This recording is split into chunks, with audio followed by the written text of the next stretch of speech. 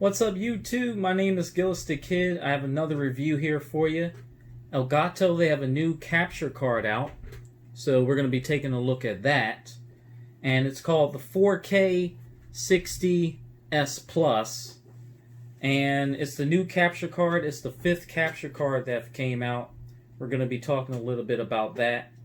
And I want to show you one of the first capture cards that came out. This is the HD60. Basic capture card, and it would basically record 1080p.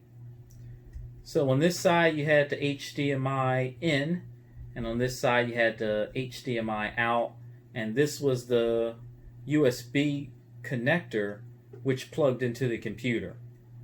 So you needed a computer with this capture card. There was an updated capture card to this called the HD60S, and that also needed a computer.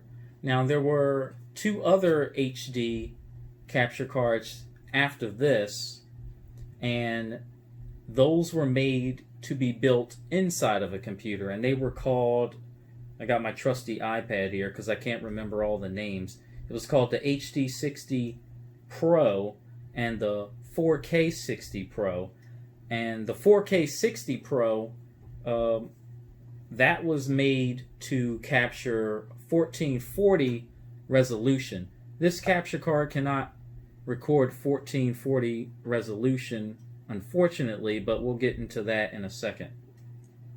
So the new one, which looks like this one right here, it's small, it's compact. A lot of people are probably going to like this because you can put this in a book bag. You can take it to your friend's house. You can take it to events, wherever you want to go. The main purpose for this capture card is you don't need a PC. All you do is plug it into the wall and put in your SD card. So on the front, you have a 3.5 millimeter headphone jack. So when you're recording your gameplay, you can listen in on it. It has a touch capacitive button right there in the middle. It'll flash red when you put the SD card in, probably for the first time. And then Elgato says it'll be red while you're recording. And then on this side you have an SD card slot. And we're going to be talking a little bit about the SD cards that you're going to use. On the back, you have 2 USB Type-C connectors. So one is for power and one is for if you want to hook it up to the PC, because eventually you will have to hook it up to a computer to edit your gameplay. And then of course you have your HDMI in and your HDMI out connector on the back. And in the box you get 2 USB cables. They're both the same. One is for power, and you can use the other one to hook up to your computer. And then you have your HDMI cable, which is right here. It is gold plated, by the way. All the cables are gold plated, so you are getting the good stuff. Just keep that in mind. And this is the power adapter. This is the power adapter that comes in the box. And you also get other power adapters if you want to go to other countries. I don't know which country uses which, but this is what they look like. I think one is for Europe, and I think Australia, they use like a different power connector too. But you get like 4 different other power adapters that comes in the box. So yeah, let's take a look at the specifications here. So this is going to record 4K HDR in 60 frames per second. That's the main focus of this. Elgato says that it has 0 lag, but on the website there is some latency. And it has a HEVC chip built inside of here, which basically does all the work for you. It's going to adapt to your different resolutions, and it's going to store everything right on the SD card. And another thing you want to watch out for is the bit rate. So this has a max bit rate of 140 megabytes per second. This had a bit rate of 40 megabytes per second. So 140 megabytes per second, that's a beast right there. The only thing is about this, it doesn't have multi-app support. So what that means is Elgato uses their own software, which is called 4K Capture. I haven't really tested it out, but I have downloaded it, and there's really no way to edit your gameplay as of yet. Hopefully Elgato will bring out an update, but it does have multi-device support. So this thing is more than capable of recording Sega Dreamcast, PlayStation, all your old systems from back in the day. And yeah, so I mean that's basically what it's used for. It's going to capture 4K videos, HDR videos too, by the way. A lot of people really don't know how to use or how to edit HDR.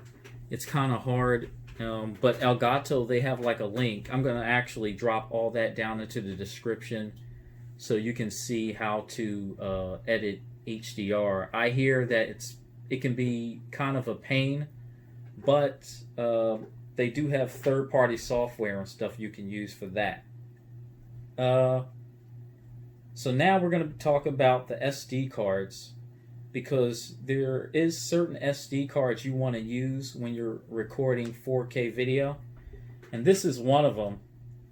This is the SanDisk Extreme Pro, and the reason I got this one is because it's going to read and write the resolution exactly the way you want it. Now on the back of the box, these are the numbers you want to look for.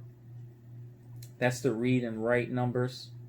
And then on the front, every SD card has a certain class, so you want to look for those numbers. That's number 3 and V30.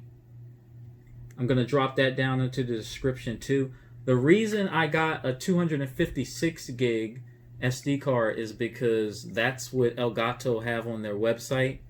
There are SD cards that have they go up to 1 terabyte, but I don't know if they're going to work in this just yet. So I just got the 256 gig that Elgato tells everybody to get on the website.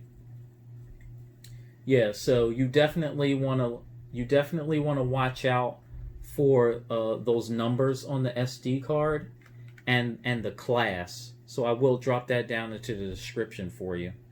These are the SD cards you want to use when you're recording in 4K. And if you're not recording in 4K, you can get one of these SD cards. It's the SanDisk Extreme Plus. It has the same speeds as far as numbers as this SD card does. Yeah, 170 and 90.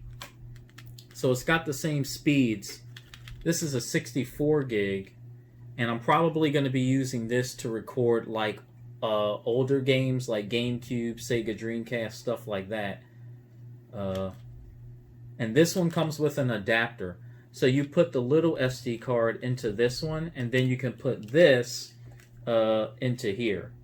So the little SD cards, they will need an adapter, and the other SD cards, you can buy them and they look like that. This SD card requires no adapter at all. And that's pretty much it as far as SD cards and speeds go. You can get those anywhere, Walmart, Target, wherever you want to go.